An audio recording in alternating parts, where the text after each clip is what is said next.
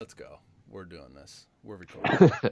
I would have loved college ball, man. It's so funny. Like everyone asks, like the question, right? Like of, oh, hey, do you regret, whatever? And like I don't live with regrets per se, but like obviously you always kind of would sit there and imagine, okay, well, what would have this been like, you know?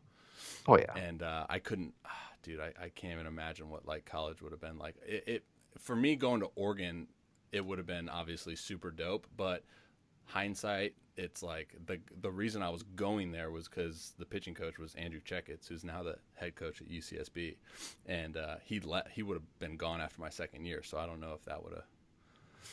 Well, I So mean, you got the opportunity to play pro ball right away out of high school. I mean, I wouldn't pass it up for anything, and I don't think many people would. You were top 5 rounds, right? yeah, I was third. I was third Oh yeah, round so yeah, in you're school. definitely set there.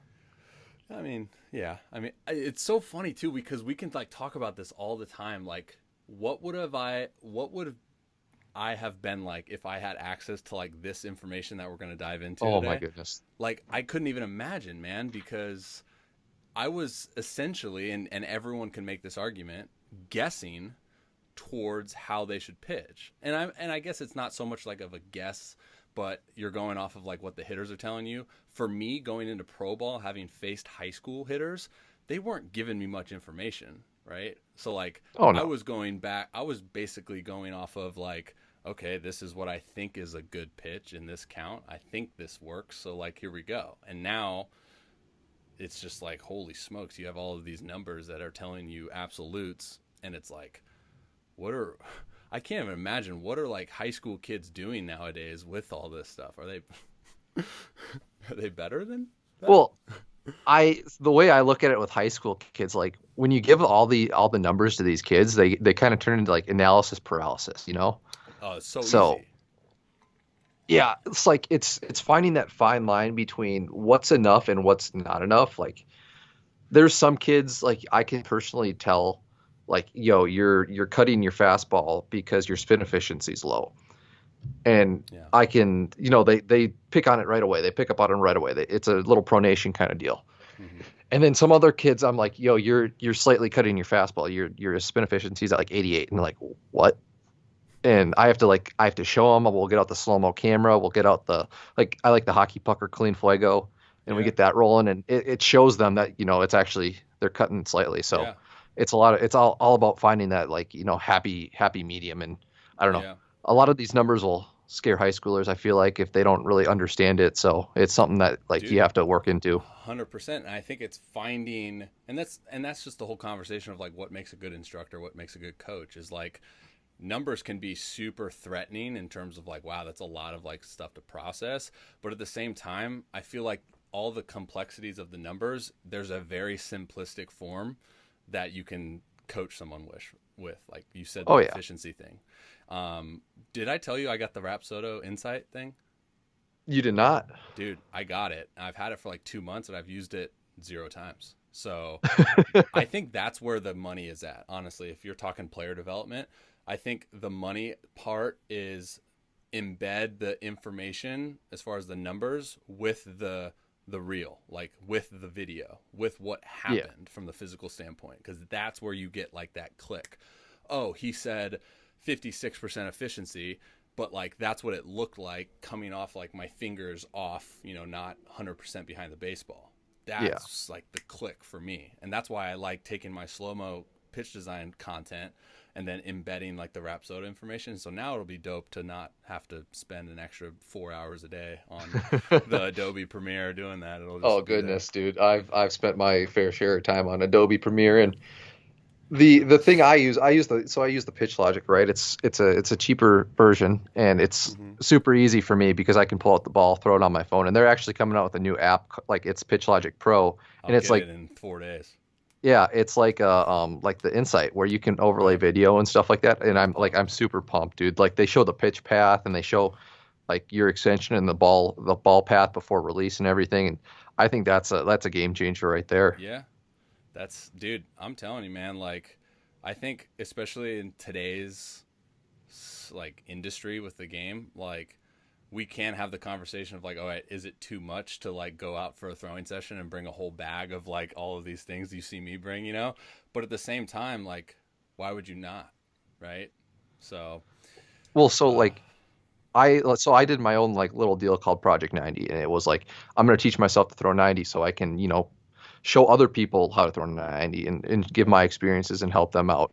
And my bag literally consists of plyo balls. It consists of like a foam roller, my glove, my turfs, my cleats, iPad, two iPhones to like record video, yeah. and then like my pitch logic ball and everything. And it's like it takes me like 15 minutes just to set up before I can even start throwing, Dude, just because it's like all the video and all the setup. 15 minutes, that's a short setup there, man. That's Well, I don't have I don't have the Sony high speed cameras or anything like that.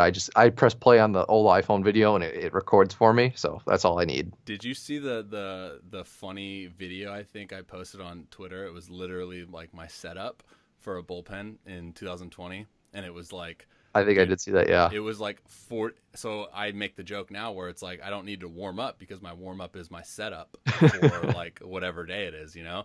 But what I was saying was like, why would you not utilize like all of the things that we have at our disposal? Obviously, like there's the price point involved. Like if you can't afford, then that's something. But like if you're someone that has the means to do that every single session, like I do, I'm freaking doing it. You know, because Oh there's yeah. so much value in that. Even if it's just like, I mean, I find fun. Like I find it being super fun too. You know, even though it's more Yeah. work to like get back into the office and like, gosh, I gotta like look at all this stuff now and I gotta do this and that. But like, it's so cool, like getting, like what we'll do today, we'll dive into like these Oh yeah. reports. Like it's so cool. Well, it Sidebar, takes away the total, unknowns. yeah, like total, totally. Sidebar. How about me putting my spin rate theory, my increased spin rate theory to the test and it paying off? Do you see my fastball spin rate went up?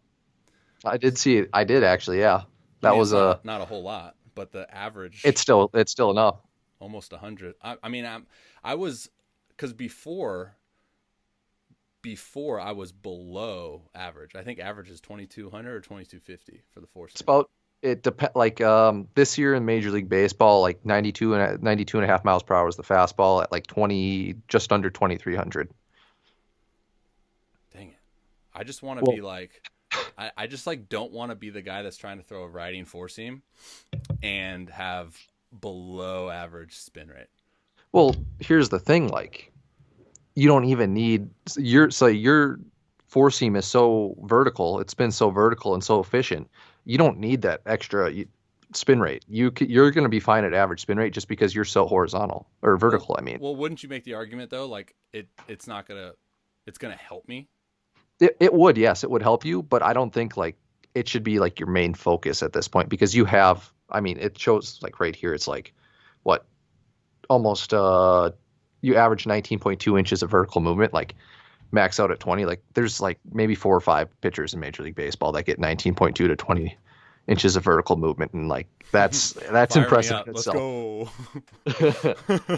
Yeah, I mean it's every time I look at these numbers though, like that's always the one thing that like jumps out is like spin rate, right? I feel like Yeah, if we were to really talk about like data analytics and we were really to just be like, all right, what is the main thing when the outside world, not the outside world, but like the baseball world of like development looks at data analytics, the first thing they would think of is spin rate, right? Like that's kind of like the first thing that like jumped off the board or jumped off the page with guys. If you yeah. were if you were coaching somebody, what do you say that like is your most important metrics to like dive in before we really get into all my Rapsodo reports? Depending on the thing you're using to measure, vertical movement is like number one. Mm. And like vertical movement is, I mean, it's the differentiator between a average fastball and a carrying fastball, right? Mm. So like that's like something that is super important because the higher it is, the more bats you're going to miss more than likely. And then like if you get vertical approach angle, that's another like massive one. So And that's only basically TrackMan right now. that is only TrackMan. I think I saw something with pitch logic that showed something similar to it, Because they but I'm could not do it completely because sure. it's the ball. Yeah. And like vertical approach angle is huge. And like I've been doing a lot of studies with it, and like the flat, so vertical approach angle is like how flat your ball comes in. And like the flatter your ball comes in, the less runs you're going to give up, the less run expectancy you can what is expect. flat though? Like, how do you determine what flat is? Isn't a variable depending on like the pitcher's release point? Yeah. Yeah, so so you're a taller, so you're going to have like a slightly larger vertical approach angle. Like at the top of the zone, you'll probably be like a 5'6". And like you get these small guys that are like 3'4", 2'3'4", like Josh Hader 6'1". Vertical approach angle is like 3.3, He's negative also got a 3.3, and like, low slot, right? oh yeah, that's impossible, like almost impossible to hit. And like you'll see now that actually some organizations are starting to target shorter guys Yeah. that have high vertical movement because they get the super flat approach angles. So for me, if I were to like what we talked about in that text, like those two things that we could probably put into practice that works on it, is like my vertical movement gonna suffer from that, or does like the vertical movement only depend on the ball and the profile of the baseball? The vertical movement depends on how your baseball spins. So Right. So if you that's not we going to were change. no, yeah. So if you technically if you lowered your arm slot, it's going to affect the vertical approach angle, but it may not affect the ball flight because it depends on where you release the ball. Like Mm-hmm. DeGrom does this very well, where he gets really far down the mound, so he releases the ball a lot closer to the ground. Mm-hmm. Or you can be like a Garrett Cole, who he doesn't stride super long, but he has that 3/4 arm slot that allows him to release the ball closer to the ground. And like Right. both do the vertical approach angle very well, but they just do it very differently. Yeah. What about a guy like Glass now? Because he gets pretty dang freaking good extension, and Yeah, he's well, super tall too. Glasnow's he's weird because he throws the cut fastball. It's not by his choice. It's just a Yeah. factor of his the carpal tunnel. And I think he's a top of the strike zone guy. I think that's what he focuses on. I'm not 100% sure about that. I'm 100% sure on that.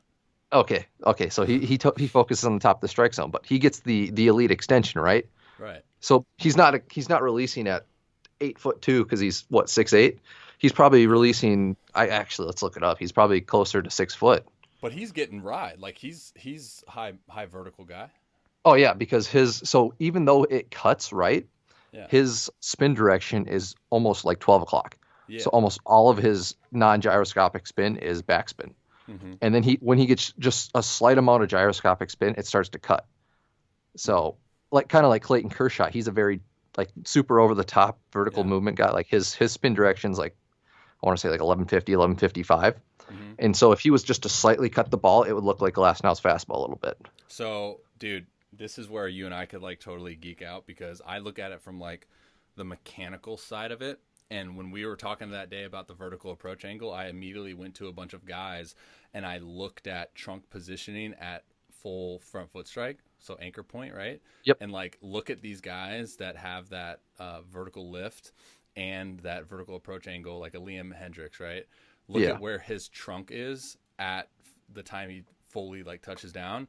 These are guys that like their trunk is fully into almost like trunk flexion, whereas like other guys like a Kershaw, probably a higher approach angle, trunk is like neutral, like in the midline, right? So like the Yeah. center mass. So like that's something that I'm going to go into this whole trial and error process for the next 5 weeks and see if I can manipulate that from the physical side of it too. Well, yeah. So I started looking at the pro play AI stuff, right? Yeah. And that stuff is it's a whole new ball You game should have on. never showed me that. It's bad, dude. I mean, I'm just starting my journey, and wow, I mean that's a whole untapped potential of like how to throw harder and like finding exploiting your weaknesses. And like there's four very crucial components, four crucial components of throwing hard. Right. And like I did it on myself, and it's like, yeah, that's a trait of a 75-mile-per-hour thrower. And I'm like, well, we should fix that. Yeah, dude, because think about it, though. We all seek absolutes, right? And baseball's been the one thing that's been like, dude, there are no absolutes, right? Like, you got to, like, everyone's different. Everyone goes about it differently, which makes everyone unique. And now, I mean, even when you put me on that thing, too, it, like, it spoke volumes to, okay, this is what I've been like thinking and working towards, but like that's just another layer of like, oh, it's actually legit. Yeah. Well, it's so like we can think in absolutes, right? But we all have different ways to getting to these points. So Yeah. like a Liam Hendricks, like he's a very his elbow like when he throws, it's very his yeah, it's like the inverted W basically, the old school inverted W. Almost like what you don't want to do. Yeah, but it works for him because he's an above average velocity guy, and like he gets into those positions. Whereas like let's use like a who throws really hard, like a DeGrom. He is going to be a complete different guy than what Hendricks does. But they do the things that you need to do, like Yeah. block on your front leg very Yeah. efficiently and quickly, and Yeah. hip to shoulder velocity and all that stuff. You know, they do it well. They just do it differently. Yeah. Yeah. And that's the beauty of this freaking game that we play. All right, dude. Let's dive into this report. So I'm gonna be looking at for the four seam fastball. Let's go to the 929. Yep. So I'll just rattle off some numbers. We already talked about the spin. For me, it said the average was 2210, max 2334. Spin efficiency, I'm assuming that number is the average efficiency, which is Yeah. 98.4. Dive into the gyro degree on the four seamer. What does 8.9 tell us? So they're at 8.9. It's just a small, slight cut. So you're Yeah, just not 100% getting behind it. So the right. ball, you know, it's instead of spinning end over end, it's slightly tilted on its like axis a little Right. bit. So like it's got just very small football spin. But I Okay. mean at 98.3, it's not like big enough to like be like, oh, this is a problem. Okay, so Like most, the higher the spin efficiency, so because I have some that are obviously like 100% efficient, right? Are those going to be yeah, lower in gyro? So those two numbers are correlated. it'll be a zero. So the math, we'll get into like the nerdy mathematical formula Love that. is to get gyro degree, it is the arc cosine of spin efficiency in degrees. So Hmm. basically, it's not like a 1-to-2 relationship. So where like if you're 50% spin efficient, you have a 45 gyro degree. Hmm. It's I want to say it was like 60% efficiency related to a 45% or 45 degree gyro degree. But like you get the idea is like the farther you go up in spin efficiency, the lower your gyro degree gets. Yeah, gotcha. So those numbers are correlated. So it's funny because on this 929 report that you're seeing that day, like one of the biggest components that I was kind of going to be playing around with was the horizontal. How can I manipulate like the tilt to get a lower horizontal, right? Because a guy like me, I want to take away as much horizontal as possible to increase like vertical, right? That's what you Yeah. would coach with. So this report was actually the best report in terms of like horizontal, and you'll see the spin direction or tilt as we call it, was an average of 31. So for me, my findings were that if I can get that direction as close to like 30 or even lower, I was gonna not only decrease my horizontal, but I was also going to increase my vertical because this report was like the highest I had in terms of Oh vertical yeah. average and less horizontal average, right? Yeah. So, Like those numbers are all correlated. Like the at so like we can say 100% spin efficiency at a spin rate of 2200, you only get so much total movement, right? mm-hmm, And the vertical component will depend on your spin direction. So mm, the more horizontal your spin direction gets, the lower your vertical break will get. And then vice versa, the higher your spin direction is, the lower your horizontal movement will get. right. So speaking to the masses though, because this is something that I see a lot of guys struggle with if they're looking at their Rapsodo report, they see like total movement, like high number, right? So say like 15 and 15, but you want to avoid that, right? That's more of a flat fastball, Yeah, that's like so like I straight, wrote I a like a guess, not little, flat.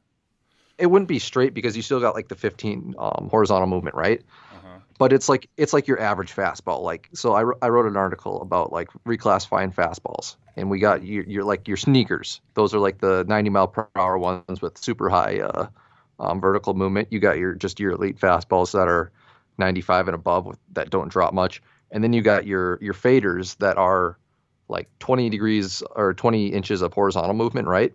And then the middle of like the elite fastballs and the faders is just your normal average fastball. Mm-hmm. And that's like the biggest group because everyone sees it the most. And that's the fastball we want to avoid. Yeah, it's based on the hitter's perception, right? What average is. Yeah. So Yeah. do me a favor, and when we get off this, go ahead and send me the link to that so I can All right. include Yeah. that article. So reclassifying fastballs so that everyone can check that out. Okay, good. So I'm going to pop right over to the curveball for us. We already hit on for the four seam fastball. That's a huge piece for me is the vertical. So that comes into, and dude, we've been grinding on this curveball for a while because I just, Oh yeah. so explain to the people listening, like why I would just classify as a guy that would best be equipped to have success if I included a 12-6 spinning curveball with that fastball. So you have a very vertical fastball, and you have a cutter or a slider, depending on what you want to do, What day of the and then week? you have a changeup. Yeah.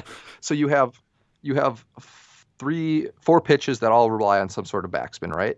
Uh-huh. And they're all going to be above that in that positive vertical break area. So everything's going to be above 0 inches of vertical break. Mm-hmm. So we want to add a curveball that mirrors your fastball. So you have a very vertical fastball. We want to add a curveball that mirrors it vertically. Or yeah, so then you'll get like a high vertical fastball, and then you can tunnel it with a high vertical curveball. And then so we don't want much horizontal break because it'll start giving it away. Yeah. Like if you end up throwing a slurve with a horizontal or a vertical fastball, like that's a dead giveaway. Like, okay, this is a slurve come in.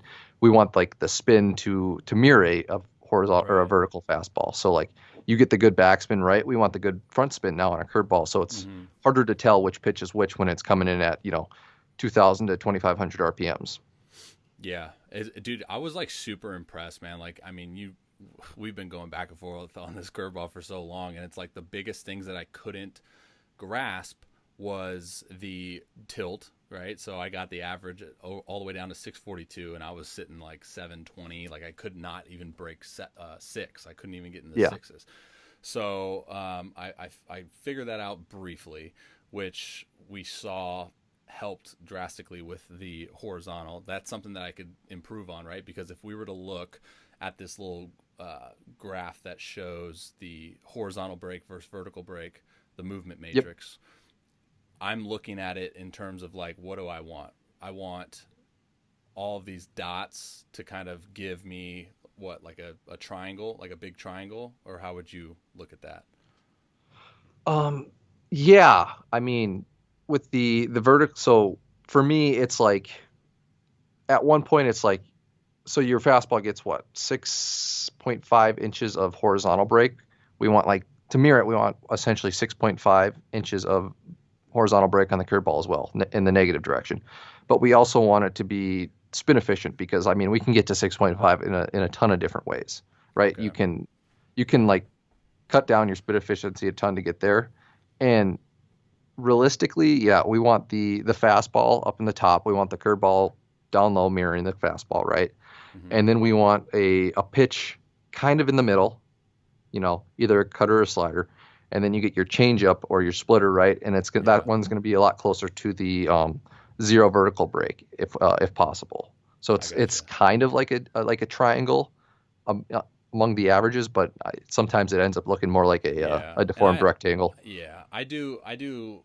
This is one thing that I don't do well with like myself is I don't simplify like my pitches as much in terms of like, all right, I'm a reliever. I'm going into this Puerto Rico season. I'm probably going to be a back end guy, one inning change tops. I don't need 5-6 pitches, right? Like Yeah, I need my 1 to 2, 3. Yeah, I need my 3 best ones. And I think what's cool about this next 5 weeks with you and I is like, all right, let's determine what those 5 best pitches are, right? Because Oh at yeah, the end of the day, my job is to get signed, right? Like I'm trying to get yeah, back and I'm trying to get to the big leagues, dude. And with the power of these data analytics and the weight that these reports carry nowadays, I'm trying to look sexy on paper as much as I am sexy in person. You know what I mean? So like we got to get to that point where we're figuring out like what 3 pitches are going to best put me in the best possible situation to accomplish those goals per se, right? Oh yeah. Yeah. So I think that's where that curveball comes into play so much. So it'll be interesting as we move forward with you and I, because I told you, man, like I'm struggling with, I'm throwing that thing as hard as I can. And where's that freaking velocity? Average velocity of that curveball was 64.4 and the max was 68.8. So I don't know what it is. I'm curious to play around with that grip we were talking about last night with the Glass Now choke grip. Yep. I'm curious what that'll give me, but for some reason, man, like I don't know why my curveball is so low, because that's, I mean, if you're looking at that on paper, that's not good, right? You don't want almost 30 miles an hour. Yeah, that's a very large difference. It's like usually at most it's like 18. So we got to find 12 miles per hour.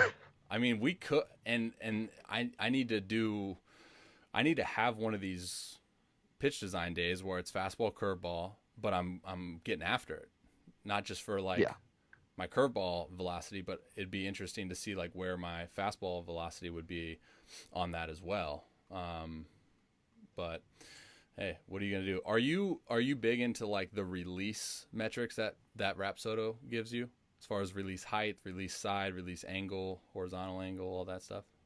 I'm not big into like the angles, but it's good to touch on like the release side and release height, just to make sure like you're not super out of the realm of your fastball. Like there's some guys that'll throw their fastball super high and then they'll drop down like 6 inches and they'll throw a slider. And like that's a dead giveaway that it's a slider if Okay, you're only so throwing your slider from down there. But I think yours, I'm good on the yeah, 929. I'm looking at 6.8 for the release height on the four seam, and then 6.7 on the split, and then release yeah, side was 0.7 all across the board. yeah, you're only like zero point 0.1 difference between your fastball and your off speed on both the release height and release side. So I don't think that's a red flag at all. I think that's completely fine right there. All right, so in terms of staying on the curveball, in terms of where you see I need progress, what are you looking at on that 929? And I'm looking at the curveball specifically. So we touched on the velo, right? Touch on the velo. I'm looking at the average RPMs, right? Like I would Yep, want higher RPMs on my curveball than I would my fastball. True. that is true, and that will actually more than likely come with the velo, because velo and RPMs are usually somewhat correlated. Somewhat, yeah. So like, some people they're just born throwing a 2000 RPM curveball at 80 miles per hour, Mm-hmm. whereas you're already at what, 2145 at 21. 64.5 miles per hour average. I think once you get that up to like a 70, 75, maybe like a 77, you'll Mm-hmm. see it bump up to maybe like 23, 24, 25 or 100 RPMs. Mm. That'd be sexy. What about so the spin efficiency? We talked about mirroring the fastball. So with the Yeah, curveball, obviously it's nice to hope for 100, but is that attainable? 100% spin efficiency on the curveball? it's attainable, but then actually I talked to a former or a current minor leaguer about this. He gets too much spin efficiency on his curveball. So How? then it starts to hump. So like he has to throw it up for it to be a strike. Oh, okay. Yeah, this is something that I struggle with too. So like he wants to be around like 80%. So he can throw the fastball high and the curveball to bottom of the zone, right? Yeah. And if he goes over to like, because his problem, lucky him, is he throws it with too much efficiency. So must be nice. But yeah, like so it has to hump at that point to be even like a competitive pitch, and like hitters will pick up on that with the Oh hump. Like yeah. No, they I've see the talked ball to go up, yeah. they see the ball go up, they get that bat path ready to take you about 450. So Well, what he's yeah, what you hear a lot of times, sorry for interrupting, dude, but like they'll hear or I'll hear that it pops out of yep, the hand. And that's the same thing with the hump. And that's something that talking to I love feedback from hitters. So like if I have a bullpen, like I'm telling someone to stand in and track, and that's like the first thing that they'll say with my curveball, because it does like move so much and it's slower, that yeah, they see that initial pop, and that's it. Like then it's over, right? Like we can talk about game all the over, and they numbers in they the already have world. it. Yeah. So are you looking at, or should we be looking at gyro degree for that curveball? So the gyro degree spin efficiency, I would like to see like the spin efficiency at most like once. I want to see your velo get up first, and I want to see how it plays at a Yeah. harder velocity, and then we can like really make that determination. Is it still humping at 77 to 80 miles per hour? And if it isn't, then we could start adding some spin efficiency, right? And Hmm. get that bigger break. So it all depends on like what it looks like when we're getting close to like finish, because then we can add the finishing touches on it and make it look really nasty. It's so funny. We're sitting here like on a podcast, which is supposed to be for other people, and I'm just like taking notes about how I'm going to progress on all this stuff. All right, man. So good stuff on the curveball. I'm excited to look at that moving forward. I'm going to go back to the 722, and we're going to kind of look at slider and cutter kind of hybrid here. Um, so the last time that you and I really were trying to design a pitch, it was that slider, that Garrett Cole Verlander late slider, and it's cool because I threw a couple in this bullpen, which was the last bullpen that I threw before I went to Lexington. I threw a couple in this bullpen that were like exactly what we were looking for in terms of higher velo, higher spin efficiency around that 30%, and then the vertical horizontal right around 6. I think we wanted it at like 5 and -5, right? Was kind of the goal. Yeah, kind of like a equal on vertical and horizontal break. How would you advise looking at these two pitches? This will be interesting to get your point of view on this. Going with developing my best cut or my best slider given the information from my slider and my cutter. So I think the big thing is developing the cutter to actually get some negative horizontal break would be number one for me. So Because when it says 1.1 on the horizontal break for my cutter, that's coming in and it's only moving 1.1 inches from the time at release to the time that it crosses the plate, or how it's do only you? got 1.1 spin inches of spin induced movement. So like it's gonna give the illusion that it's cutting because your fastball's at 7.5, right? Seven and Mm-hmm. a half, 6, and Yeah. your cutter's at 1. So it looks like a fastball, but it gives that illusion. But I don't think it cuts enough. Like so, I sent you Yeah. Bueller's Yeah. and Bieber's Yeah. cutters, right? Yeah. And they're on the negative side with like the horizontal break, whereas you're on the positive side. So it's not. I don't think it's cutting enough, basically. So we want to get that axis, the spin axis direction shifted Yeah. over in like Yeah. the 11, like the high 11s, like in 1145, right? Oh yeah, because they were at And then -1.9 and -5.8. Jeez, yeah, Bueller was at -5.8, throwing it freaking 92.5. well yeah, he's got super high spin rate, and he's like a 60% spin efficiency guy at the cutter, so it's going to I'm move quite a 60, right? bit. Yeah, you're like 64. 60, 64. Yeah. So you just got to get your spin axis tilted a little bit more towards that 11 o'clock hour. And I think like once you add the horizontal movement, the negative horizontal movement, it becomes a much better pitch, right? Because we want that break. And right now it breaks, but it doesn't break enough. And I think that's going to start missing more bats. So we could definitely look at the slider because even my slider is actually not even breaking that much horizontal, right? So on this report it says slider -2.2, and we're in the negatives, but like when we're looking at a slider, you would want that right around 6. What do you think? So it depends on what kind of slider we have. I taught you we went the gyro slider route with Yeah. where it's going to be low spin efficiency, so you're not going to get a lot of spin induced movement. Yeah. If we continue along that route, I would like probably to see the spin efficiency as close to 25 to 30 as possible, Mm-hmm. just so we can differentiate the slider and the cutter more. Or if not, look at maybe designing a sweeping slider like you see Bauer or like a Clevenger throw, where they get like 10, 12 targets, like 18 inches of vertical or horizontal movement on a slider. It's Mm-hmm. like a sideways curveball at that point. So like it's like designing two different pitches that are going to do two completely different things. And right now, kind of like if you end up chucking your slider, it's going to end up turning into your cutter at this point. So we kind of Yeah, want to that's why I want to. differentiate Yeah, I the want two to blend pitches. those. I want to Yeah. because again, it goes back to like simplifying my approach towards attacking guys. So like I think the two absolutes for me right now are the four seam and the curveball. Just because even if my Yep. curveball sucks, it would still be super nice to have that and show that, right? Because that just sets up so much more in an AB.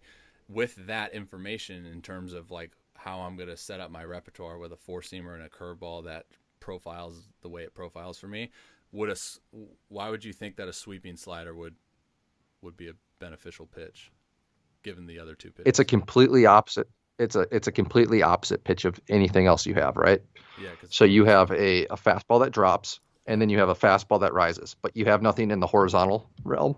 So you would add the horizontal, the large horizontal, but that would be like completely way down the road where like we want to like you already have two pitches right now that are very very serviceable, and all we have to do is make tweaks, right? yeah. So that would be like a plus one at the end where like we start working on once you're completely fine with every other pitch you have, then that's like a plus one to the repertoire. Dude, this fires me up, man. I just love like having stuff to like go into the lab and just tweak. Oh yeah, I could do this all day. But it's funny because like we're talking numbers and I'm already in my mind like going straight to the physical of like how can I then do that with my grip, with like the pressure, with which pitch or with which like fingers is having more pressure than the other. The thing you mentioned, I think it was the other night, where you were like, all right, curveball tight, slider loose. I played around yeah. with that, and it was drastically different in terms of like the spin that was just coming off my fingers. Like, Well, yeah. never thought Uh, that. like I actually shout out to I think it was Pitching Ninja who pointed this out where it looked like Bieber had like the same grip on his curveball and slider, right? Yeah, Or his yeah, it was the curveball and slider, right? And it's just that gap between his finger and the ball. On the curveball there was no gap. On the slider there was a gap. So that's the differentiator between his curveball and a slider. dude, I'm the same way. So it's funny, right? Because like for me, my curveball, now that I'm playing around with this glass now grip, is going to be on this side of the ball, and I'm Yep. just going to be here, thumb kind of choking it. And then with my slider, I'm literally just like spacing my fingers out and I'm throwing it with the same deal. Maybe a little bit more thumb tuck if I can get that, more horizontal. But that's it. I mean, yeah, it's just about making everything simple, right? Hey, that's the name of the game, man, and that's something I don't do well. All right, so last kind of class here that we'll talk about the change up splitter. I like my splitter just because it's like historically I've sucked with the changeup in terms of just let the grip do the work, like it's a fastball, like whatever. For me, like it's just a different pitch and I can't get out of my head. It's either really really good in terms of Yeah. like what I want it to do, or it's not at all and I'm spiking it because I choke it. The split, it's Well, a yeah, very simplistic like pitch for me, and I think out of the just chuck it. pen, yeah, I mean I just get the grip. It's funny how this last season was because I brought it out of the bag, like when I first moved to the bullpen. And the first game that I threw it literally was, or the first time I threw it was literally in the bullpen before my first outing with it, and I got like 3 punches on it in like inning and change, and it Oh was yeah. just like, yeah, it was just a simplistic. So I was like, all right, I want that. Now the only thing that I need to figure out to do better of is like, all right, what's that fine line between choking that and gripping it too tight, or like, all right, yeah, there's a little bit of stick or a little bit of grip there, but it's not choking the ball to where it's just going to go straight in the dirt. From the number standpoint, what are you looking at in terms of what would best give me an opportunity to have success at the highest level with a quote I'm unquote looking. changeup?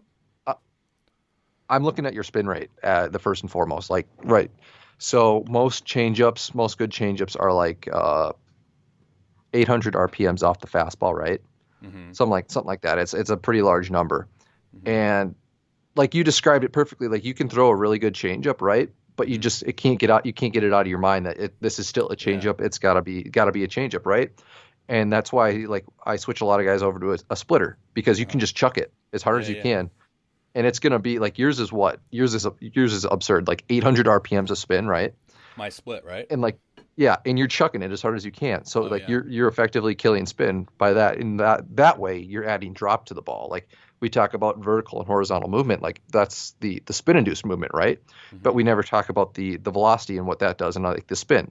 So at a low spin and at like what 80 miles per hour, that thing's going to drop a ton, and it's gonna work good because it moves horizontally like your fastball, but it just drops off the table like a fastball. And I think that's something like you need to like going forward. Like I think the split is a great pitch for you because Oh yeah. it works. It works very well compared to like the changeup looks like a just like a regular changeup. Like in the reclassifying pitches, right? I talked about the changeups too, and like there's a Okay. sinking change and there's a regular change, and the regular changes are more likely to get hit. Like you're not going to get as many whiffs on them because it's an average changeup, right? Hmm. But the splitter, you come along with the splitter, and like the splitter is a completely different. Your splitter is completely different from any average changeup possible. So I think that's like a good pitch to go forward with. And that's literally like you hit it on the head. It's funny how you can look at these numbers and determine like how this pitch is going to play versus hitters, and that's literally what it is. My best changeups that I've thrown in games hasn't gone for swing and misses. It's gone for missed barrels and early outs, behind in counts or throwing in behind in counts, whatever. Now, for me, again, putting myself in the best possible situation to accomplish the goal of getting to the big leagues, I think the changeup is nice, but like if I'm trying to jump off of a report and I'm trying to miss bats, the split is going to be where it's at for that fourth pitch. Question for you. We talked about the spin and where I should put most of my focus on, like, say I'm throwing a bullpen with Rapsodo. That should be the first thing that I look at for is killing that spin. Now, am I looking anything towards the efficiency percentage and gyro like I am the fastball and curveball? I mean, so let's look at your spin direction first on your splitter. Let me pull that up. All right, Got to get used to 929. these Rapsodos. All right, Yeah, here it is. 104. So 104. you feel like the more the more efficient you get with your splitter, the more vertical break you're gonna or vertical movement upwards you're gonna get. So it's not gonna drop as much. So for like there's a thing going around now. It's like do we throw changeups with gyro spin because you're gonna get more drop Yeah. because there's gonna be less spin holding the ball up. Kind of goes along with this. Like yeah, 80% is fine, but like once you get towards 100% is fine, but you're just not going to get as much drop. And if that's the goal to get drop, then maybe like 80% is fine. 80-90% is okay. Where the splitter like it's going to be a strikeout pitch, right? So you want Yeah. it to be super deceptive. You want that drop. So like 80% is fine with me. So when I'm looking at that, I'm looking about I'm looking at that vertical break on that split, and I want that less. I want it low, right? Yeah. Yeah, if you can kill vertical break on like a off speed like a changeup or a splitter, you're in really good shape. And then the horizontal, I'm trying to mirror the four seamer. Horizontal, yeah, if you mirror the four seamer with the horizontal, or if you get a little more, it's completely fine. Okay. Like I know like Kenta Maeda with his splitter, he gets a He very gets a good ton amount of of horizontal, right? he gets a ton of horizontal break and compared to his four seam, whereas a four seam's pretty straight, right? So Yeah. like that works fine because he's a very high spin efficiency guy. So horizontal, like if you can kill vertical and add horizontal, completely fine. If you end up just killing vertical break, completely fine. It's more about just getting rid of that vertical break and making it so it gets more drop. Yeah. I'm curious on how I would like look at how do I go about the spin direction on that splitter. I would have no idea. Like I get it on the four seamer and the curveball. Like obviously you want to be through the baseball, right, on Yeah. both, and you want to pull this baseball seam down on the curveball. But like with the split, I mean, is it just coming off with the two fingers? Because I do feel sometimes with my split, like the bad ones, I'll feel more pressure on the Oh yeah. middle finger, you know. Yeah. So it's just kind of throwing that at release, It's yeah, feeling that. figuring out that like because some guys they'll literally tilt their Yeah. wrists cockeyed when they throw it and they'll get super horizontal, right? Right. So it's just figuring out like what cue works best for you. Like Yeah. do you need to like tilt the ball in your fingers? Do you need to choke it more? Do you need to choke it less? Just stuff like that. Figuring out if you want to be on a seam or not. And like everything like that. Like just playing around with it and figuring out what's most comfortable for me and what Yeah. produces like the best results. Dude, I'm not going to take up any more of your time because I'm going to go straight to the lab and start working on some stuff. So tell, I'm sure I'll say this in the pre-roll, but tell my audience where they can find you, what you got cooking up, tell them about your podcast, everything you got going for you. Yeah, so let's start with the podcast. Me and a few buddies actually started a personal and professional development podcast for like 20 somethings around Mm-hmm.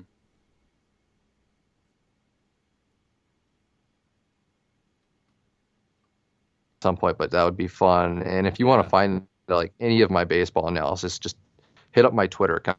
We post everything on Twitter. It's my outlet. I find I'm not really good at Instagram, I don't like taking pictures of myself, so Twitter is definitely my thing. Love it. Twitter, you can find me. It is at JMASCHINO56. And we'll post the reclassifying pitches as well. And I think like if you like struggle with like differentiating pitches, it's a great resource to go hit up. It's going to explain like what pitch looks like what, and like what these pitches, what different traits they have. And if you have two of the same pitches, well, let's look at differentiating those pitches and stuff like that. And it's a big article I put together, and I think it's super helpful. Cool. All right, Jeremy, I'll sign you off the air, man, but appreciate you coming on and geeking out with me. Oh yeah, absolutely.